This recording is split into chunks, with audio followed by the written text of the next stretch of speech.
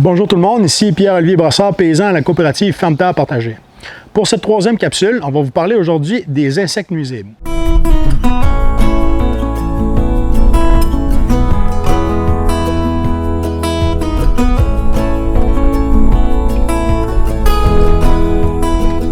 Premièrement, la définition d'insectes nuisibles peut être complètement différente en proportion de ce qu'on fait comme production et aussi de la vision qu'on a de ces insectes-là.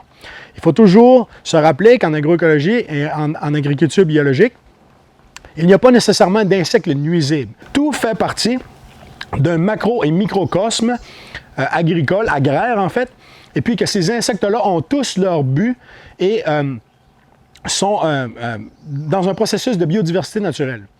Donc, ce qu'on appelle insectes nuisibles sont seulement des insectes qui vont attaquer les plantes à lesquelles nous, on veut récolter et faire pousser.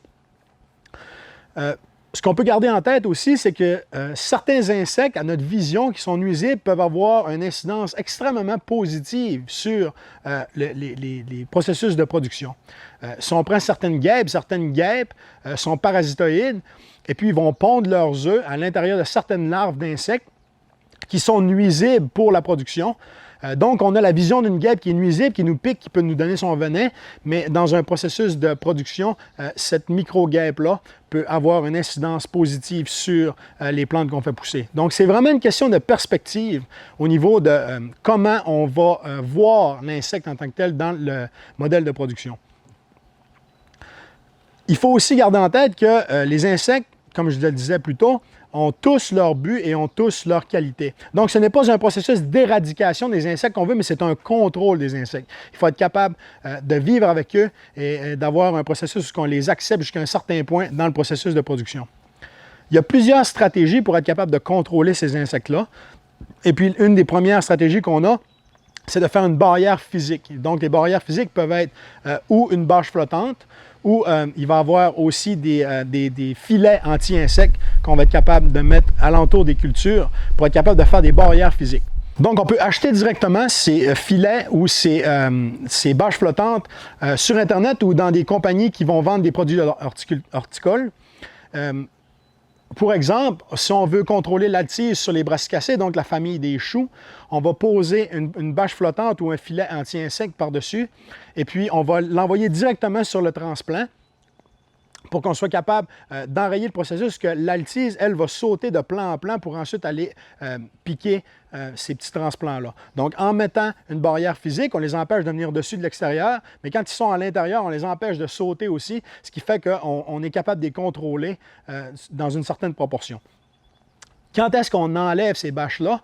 Si on prend comme exemple au niveau de la culture des cucurbitacées, la famille des courges et puis des melons, on va enlever ces bâches flottantes-là à partir du temps où on voit des fleurs, parce qu'il y a certaines plantes qui doivent être pollinisées et qui ont une reproduction sexuée. Donc, c'est bien important de placer ces bâches-là, et puis, mais de les enlever. Il ne faut pas que ce soit là pour toute la saison. Il y a certaines plantes qui ont besoin de pollinisation, puis il y a certaines plantes qui ont besoin de moins de chaleur aussi, parce qu'il ne faut pas oublier qu'une bâche flottante, ça peut couper jusqu'à 30 à 45 du vent, et puis ça fait un genre de micro-effet de serre aussi. C'est pour ça que même dans certaines productions, on va mettre des arceaux en dessous de la bâche pour faire une petite proportion d'effet de serre. Ce qui est super intéressant aussi pour contrôler les insectes, on peut avoir des plantes qui vont être des plantes trappes pour les insectes, mais on va avoir des plantes aussi qui vont faire éloigner les insectes. Comme exemple, il y a beaucoup de fines herbes et certaines fleurs qui vont éloigner les insectes. Qu'est-ce qu'on peut faire? C'est qu'à la place de faire une rangée de fines herbes directement dans le jardin, on peut mettre les fines herbes et certaines fleurs sur le pourtour du jardin. Certaines fines herbes vont envoyer certains insectes plus loin, et puis certaines vont être une genre de plante de trappe pour des prédateurs qui vont se nourrir de ces insectes nuisibles-là. Certains arbustes aussi peuvent être plantés, ce qui va amener une certaine biodiversité aussi, qui va garder tout ce processus-là de prédateurs proches du jardin. La même chose, les périmètres de protection, que ce soit pour les petits insectes ou même pour les animaux. Des fois, il y a des gens qui ont des problèmes avec les chevreuils ou avec les ratons laveurs ou d'autres animaux. Même chose pour les insectes, pour les limaces, par exemple, on peut mettre de la suie de bois ou des capsules d'œufs concassés comme on a dans le pourtour du jardin ou alentour des légumes qui sont plus susceptibles d'avoir ces insectes-là, pour être capable de faire un genre de barrière physique. Même chose pour les plants de trappe. Quand on a une production de pommes de terre, les dorifores de la pomme de terre vont toujours aller en premier dans l'aubergine et ensuite dans la pomme de terre. Donc, on peut placer quelques plants d'aubergine alentour de notre patch de patates et puis couvrir les patates avec un filet. Et puis, les dorifores vont seulement aller directement dans l'aubergine. Même chose pour être capable d'avoir une autre stratégie pour les enlever. De la patch de patates, on peut planter du lin ou des haricots en campagnonnage pour être capable d'éloigner ces petits ravageurs-là.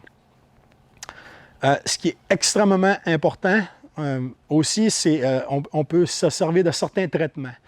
Pour certaines chenilles, dans les brassicacées, la famille des choux, on peut appliquer le Bacillus thuringiensis, qui est un petit inoculant d'un champignon qui va se nourrir au niveau parasitaire des insectes, comme les chenilles.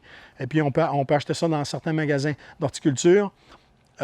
On a des applications de capsaïcine, donc la molécule qu'il y a dans le piment fort qui fait que ça vous brûle la bouche, ça fait la même chose sur les insectes. Donc, qu'est-ce qu'on peut faire? C'est prendre un piment fort et le faire macérer dans de l'eau et puis ensuite sprayer ça sur nos plants. Ça va éloigner les altises. Même chose au niveau du maïs. On peut employer certains prédateurs. L'implantation du trichogramme, par exemple, peut vous donner un processus de prédation sur les insectes nuisibles du maïs et une application d'huile minérale aussi. Quand la soie est sortie, c'est très, très bon pour être capable d'enrayer et de contrôler. Le concombre et puis les cucurbitacées, comme je vous disais tantôt, les couvrir, s'enrayent tous les problèmes de chrysomèle rayée du concombre qui vont vraiment détruire le transplant, aller jusqu'à la floraison, le couvrir, découvrir à la floraison, le plant rendu assez gros, à moins qu'il y ait vraiment une infestation, mais d'habitude avec la biodiversité qu'il y a dans le jardin, c'est capable de se tenir. Et pour terminer, les animaux. Les animaux sont une source, encore une fois, de ravageurs dans le jardin. Les ratons laveurs, les oiseaux, qu'est-ce qu'on peut faire pour certains arbustes? Il va y avoir des filets à oiseaux. Et puis aussi, on peut faire la prolifération de sites de nidification pour les oiseaux de proie alentour de la maison ou dans le jardin.